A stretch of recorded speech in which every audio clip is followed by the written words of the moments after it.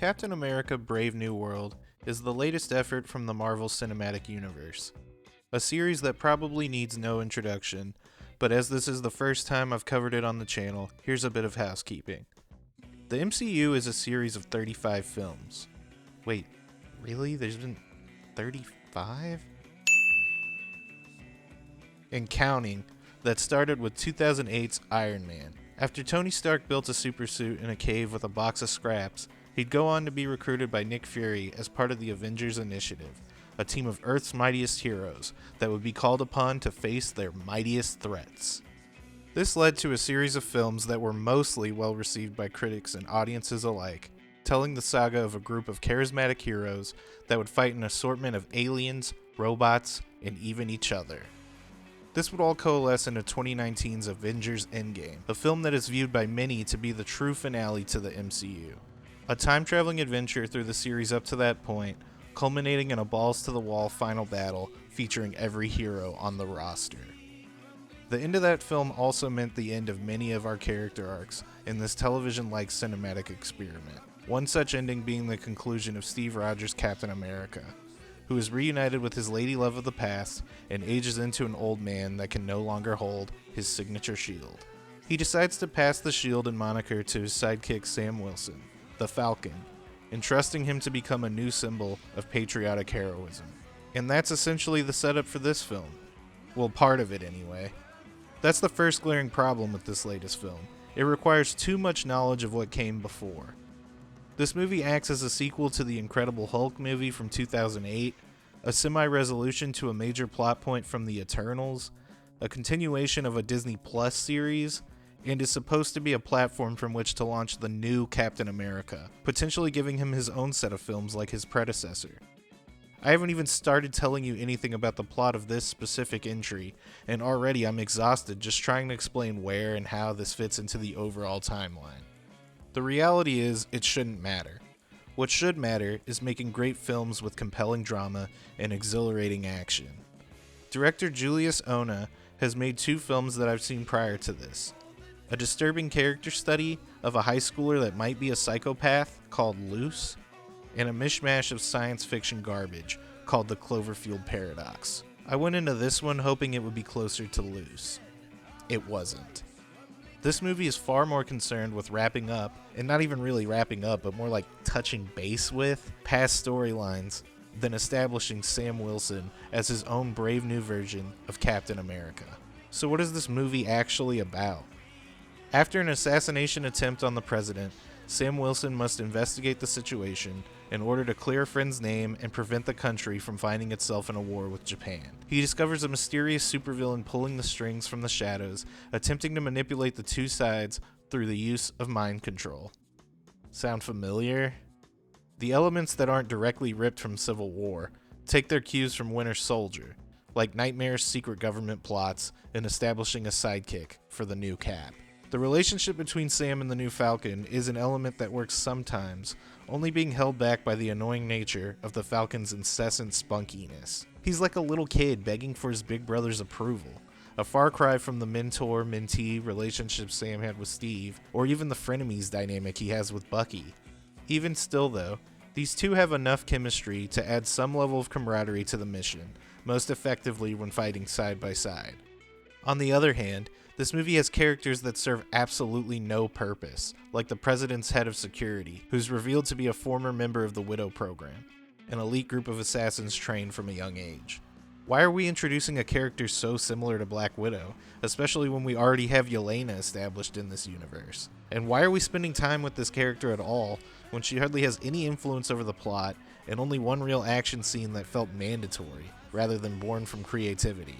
Similarly, we have Giancarlo Esposito's Sidewinder, a character that seems to be in the movie solely so people watching the trailer will think, damn, they got Gus from Breaking Bad up in here now? I bet he's gonna be a badass. In actuality, he really just serves as a plot device, giving Captain America a baddie to go after in the cold open, then only reappearing when Cap needs exposition to push him along. His motivations outside of being a terrorist for hire are non-existent, resulting in a one-dimensional character from a fantastic actor that has been overly typecast at this point. The character and storyline that works the most is surprisingly Harrison Ford's turn as President Thaddeus Ross, a man with many skeletons in his closet trying to cement a new political legacy as a peacemaker as opposed to a warmonger. Without giving too much away, I'll just say that the primary villain of the flick's motivation is directly tied to a personal beef with Ross, a demon from his past that he can't escape from. Watching him struggle to prove to himself and his daughter that he can change, while constantly being goaded into the anger and violence that used to define him, is pretty much the only emotionally interesting thing that happens in this film. Isaiah Bradley, a super soldier that received the exact opposite treatment from the government as Captain America, having been imprisoned, experimented on, and tortured for 30 years, is wasted here. The performance from actor Carl Lumbly is as effective as it was in the Falcon and Winter Soldier TV series, carrying the tired weight of a man who has been exploited and disenfranchised for so long. What sucks is that after the first half hour, he's essentially written out of the movie. While his dynamic with Sam has drama to be mined from their differing views on the government, we hardly get any of that. Instead, this film is largely a boilerplate Captain America mission. He's got to stop the bad guy in the name of truth, justice, and the American way, yada yada yada. Anthony Mackie is a talented actor and does what he can with the material he's given, differing himself from Steve as a man that shares a lot of the same values, but has a lot more reservations about the role. His hesitation to fully embrace being a leader is supposed to serve as the basis for his arc here, with the hopes of making the audience clap and cheer by the end when he fully accepts the responsibility, and the film teases the return of the Avengers as a team once again. But it's not earned. Captain America spends the majority of the film moving from exposition scene to exposition scene, always one step behind the true villain, until finally the dastardly plot is revealed, and he and Red Hulk punch each other.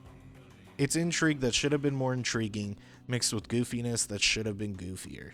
Which brings me to the action. Throughout the film, I would describe the fight choreography as serviceable but forgettable. Cap's intro in the movie is pretty badass, with a shot that follows his landing from the sky down to the ground that makes you feel like you're flying right alongside. But outside of that, I can't really remember any standout cinematography in the action throughout.